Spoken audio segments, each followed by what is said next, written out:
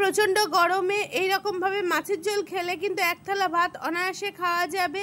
এই গরমে কিন্তু কিছুই খেতে ভালো লাগছে না। তবে এই মাছের ঝোলটা আমি কিভাবে করেছি সেটাই কিন্তু তোমাদের সাথে আজকে শেয়ার করতে চলে এসেছি। এখানে নিয়ে নিয়েছি আমি কাতলা মাছ দিয়ে এই রেসিপিটা করব। তোমরা এর পরিবর্তে রুই মাছ দিয়েও রেসিপিটা করতে পারো। স্কিপ না করে দেখার অনুরোধ রইল। আশা করব ভালো লাগবে রেসিপিটা। কিভাবে বানাই স্টেপ বাই স্টেপ দেখতে থাকো। তো আমি প্রথমে নিয়ে নিয়েছি কাতলা মাছটা ভালো করে ধুয়ে নিয়েছি, ধুয়ে জল ঝরিয়ে নিয়েছি। এখন এর মধ্যে সমস্ত মশলাগুলো মাখিয়ে নেব। দিয়ে দিচ্ছি লবণ, হলুদ, লঙ্কার গুঁড়ো। ভালো করে এই তিনটে মশলাই কিন্তু মাছের গায়ে মাখিয়ে নিচ্ছি। আর রান্নাটা আমি সর্ষের তেলে করব। সর্ষের তেল গরম হয়ে গেছে, মাছগুলো এক এক করে কিন্তু আমি তেলের মধ্যে ছেড়ে দিচ্ছি। মাছগুলো ভাজতে দিয়ে দেবো। আর মাছগুলো ভাজতে ভাজতে আমি বাকি মশলাগুলো করে নেব। তো আম দিয়ে এই রেসিপিটা করব, তার জন্য দুটো মিডিয়াম সাইজের আম আমি পেস্ট করে রেখে দিয়েছি। এখন নিয়ে নিচ্ছি আদা, লঙ্কা, গোটা জিরে,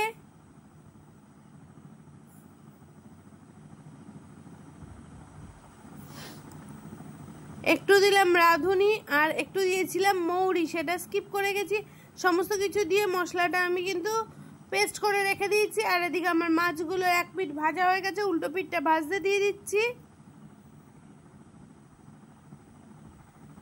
আর যারা এতক্ষণ দেখা শুরু করেছো তাদের অসংখ্য অসংখ্য ধন্যবাদ, অনেক অনেক ভালোবাসা। আজকের রেসিপিটা একটু অন্য রকমের। এই গরমে কিন্তু আমরা কিছু দিয়েই ভাত খেতে পাচ্ছি না। তবে এইভাবে একবার যদি মাছের ঝোল রান্না করি তাহলে কিন্তু সত্যিই খেতে পারবো। এদিকে কিন্তু আমার এক পিঠের মাছ ভাজা হয়ে গেছে, উল্টো পিঠটা ভাজতে দিয়েছি। আলতোভাবে কিন্তু মাছগুলোকে আমি ভেজে তুলে নেব। আর যারা দেখা শুরু করে দিয়েছো অনেক অনেক ভালোবাসা। নতুন ও পুরনো বন্ধুদের সবাইকে জানাই অনেক অনেক ভালোবাসা। পুরনো বন্ধুরা যেভাবে সাথে আছো সেইভাবেই থাকো। আর নতুন বন্ধু কেউ যদি আমার চ্যানেলে এসে থাকো তাহলে আমার চ্যানেলটাকে সাবস্ক্রাইব করে পাশে থাকার অনুরোধ রইল। তো মাছগুলো ভাজা হয়ে গেছে, দেখো কড়াইয়ের গায়ে যে মাছগুলো একটু একটু লেগে রয়েছে সেগুলো কিন্তু আমি খুন্তির সাহায্যে তুলে দিলাম। এবার কিন্তু আর তেল দেবো না, ওই তেলেই রান্নাটা করব। কাঁচা লঙ্কা দিয়ে দিচ্ছি। এবার দিয়ে দিলাম মৌরি ফোড়ন, আগে থেকে পেস্ট করে রাখা মশলা, সমস্ত কিছু কিন্তু এবার তেলের সাথে ভালো করে কষিয়ে নেব।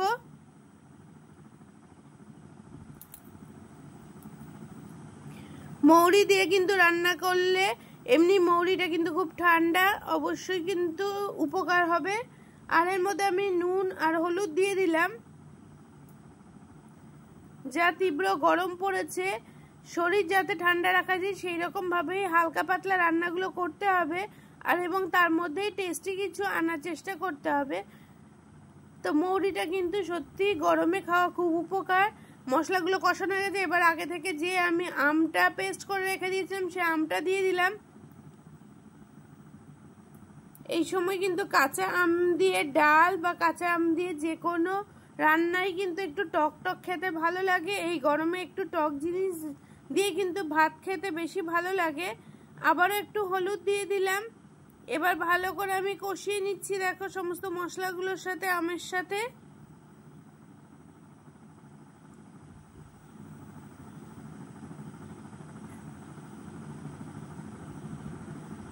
সামান্য পরিমাণে চিনি দিয়ে দিলাম ব্যালেন্স ঠিক রাখার জন্য, নালে খুব টক হয়ে গেলে কিন্তু খেতে ভালো লাগবে না।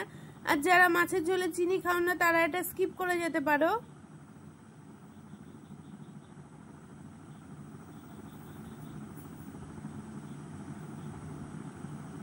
তো মশলাটা কিন্তু একটু সময় ধরেই কষাতে হবে। দেখতে পাচ্ছ আমার কিন্তু প্রায় কষানো হয়ে গেছে। আমি কিন্তু খুন্তির সাহায্যে ভালো করে এদিক ওদিক নাড়াচাড়া করে আরো একটু সময় ধরে কষিয়ে নিচ্ছি।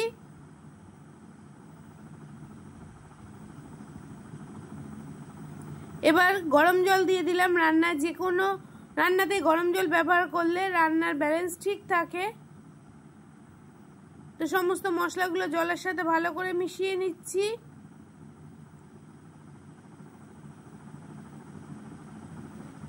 এবার যেহেতু আমার কাঁচা লঙ্কার পরিমাণটা দিয়েছিলাম একটু ঝাল কম হয়েছে, তাই একটু দিয়ে দিয়েছি শুকনো লঙ্কা।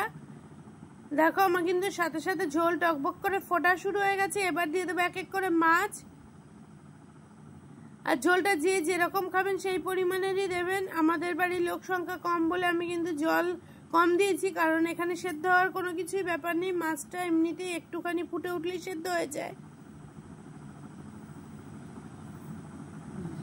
তো এক এক করে সমস্ত মাছগুলো আমি ছেড়ে দিয়েছি।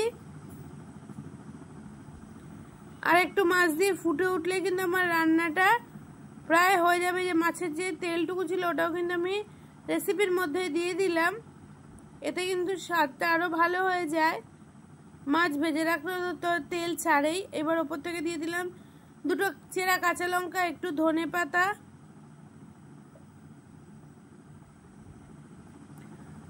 ধনে পাতার পরিমাণটা আরো একটু বেশি দিতে পারো।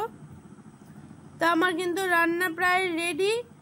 এবার আমি নামিয়ে নিয়ে সার্ভ করে দিচ্ছি। আমার এই রেসিপিটা কেমন লাগলো একবার অবশ্য গরমে ট্রাই করে দেখবে। গরম ভাতের সাথে কিন্তু দুর্দান্ত লাগে। আর রেসিপি ছেড়ে যাওয়ার আগে একটা মিষ্টি কমেন্ট করে যেও। এই যে গরমেতে আমাদের কিন্তু কিছুই খেতে ভালো লাগছে না, এরম ভাবে যদি একটু টক টক করে মাছের ঝোল করা হয় আম দিয়ে, তাহলে কিন্তু সত্যি মুখে রুচি আসবে।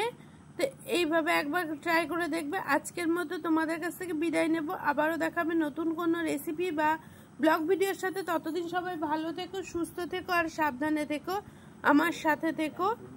আর তোমরাও এইভাবে এগিয়ে যাও, একে অপরের হাত ধরে আমরা সবাই এগিয়ে যাব। আজকের মতো বিদায় নিচ্ছি। আবারও দেখাবে নতুন কোনো সময়। টাটা, সবাই ভালো থাকো।